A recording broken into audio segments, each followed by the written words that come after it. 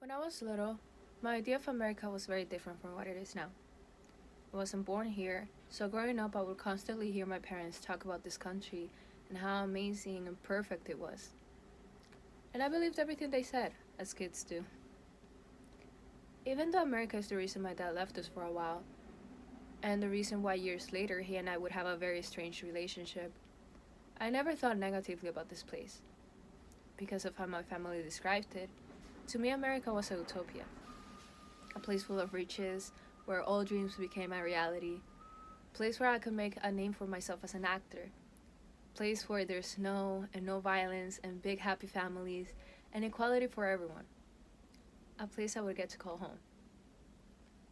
Eventually, after years of waiting, the moment I longed for finally became a reality. On a winter night, when the temperature was below zero, my mother, my sister, and I stepped foot on New York City for the first time.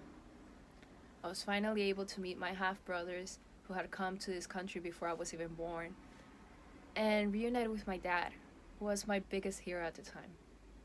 It was surreal. It was one of the last times I remember being genuinely happy. But it didn't take long for me to realize that the idea I had created in my head was not reality. As I grew up, I started to understand more and more how messed up this country's history actually is, especially over the past 8 months. What I thought was a utopia started revealing itself more and more as a dystopia, one where human rights and human lives were up for debate, one where a lot of people I cared about showed their true colors and twisted views, one that was not my America. I'm aware that I should consider myself lucky to live in a country with many opportunities. To live in a place where I have fresh water, clothes, a shelter, and food on my table each night.